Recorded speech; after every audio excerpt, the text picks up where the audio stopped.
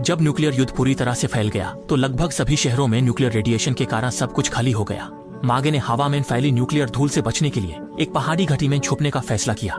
हर weekend वो नीचे के छोटे शहर से सामान इकट्ठा करता और घर लौटकर तुरंत अपने शरीर को साफ करता।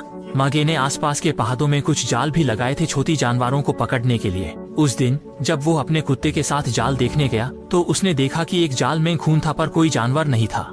इसलिए उसने कुत्ते को खुशबू के पीछे भेजा और कुत्ते के पीछे चलते हुए मागे ने एक आदमी को देखा जो प्रोटेक्टिव सूट पहने हुए एक हाथ गाड़ी खींच रहा था।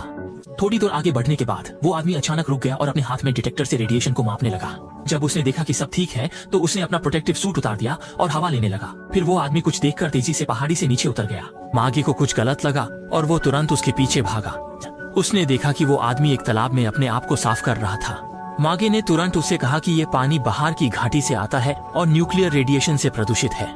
ये सुनते ही जब वो आदमी तालाब से बाहर आया तो देर हो चुकी थी। रेडिएशन के असर से वो आदमी उल्टी करने लगा। उसकी हालत बिगड़ती देख मागे ने उससे अपने घर ले जाकर उसके शरीर को साफ किया और उसे एंटी रेडिएशन इंजेक्शन दिया। कुछ ही दिनों में मागे की देखभाल से ये आदमी जिसका नाम वट था धीरे धीरे ठीक होने लगा। वट एक इंजीनियर था जो पहले एक सरकारी बंकर में छुपा हुआ था। सूरज की रोशनी न देखने और छोटी जगह में बैंड होने की वजह से बंकर के लोगों में मानसिक समस्या होने लगी और आखिर में नफरा तफरी मच गई। इसलिए वट ने वहाँ से निकालने का फैसला किया। यहाँ चारों तरफ पहाड़ों से घिरा होने और विशेष भौगोलिक मौसम के कारण बाहर की हवा यहाँ नहीं आ सकती थी। मगे चाहता था कि वट यहाँ उसके साथ रहे क्योंकि न्यूक्लियर युद्ध के बाद से वो अकेला ही जी रहा था और अकेलापन उसके लिए बर्दाश्त के बाहर था। वट के पास कहीं और जाने का कोई वजह नहीं था, इसलिए वो यहीं रुक गया। आने वाले दिनों में वो दोनों मिलकर घाटी में खेती करते और फुर्सत के समय पास की छोटी नदी में कैंपिंग करते। एक दिन बात करते हुए मागे ने कहा कि उसका जनरेटर खराब हो गया था जिसकी वजह से पिछले सर्दी में वो लगभग मर गया था। वॉट ने जनरेटर देखा और इंजन में खराबी पाई जिसे ठीक करना मुश्किल था। लेकिन वॉट ने एक और तरीका सोचा, वो था उस तालाब का पानी जहां वो पहली बार आया था।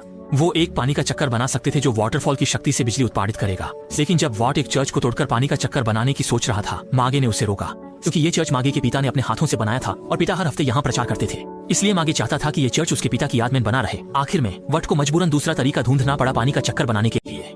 इस तरह समय के साथ पहले अनजान थे वो दोनों अब एक दूसरे के करीब आने लगे। अनजान दुनिया में अकेला मर्द और औरत जल्दी ही एक दूसरे के करीब आ गए।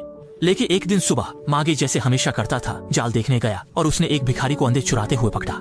मागे ने उससे अपने घर ले आया लेकिन वट इससे परेशान हो गया। डर था कि ये उनकी शांति को बिगाड़ देगा। मागे ने वॉट से उस भिखारी का रेडिएशन चेक करने को कहा और वॉट के विरोध के बावजूद उसने उस भिखारी जिसका नाम क्रिस था को घर में रहने दिया।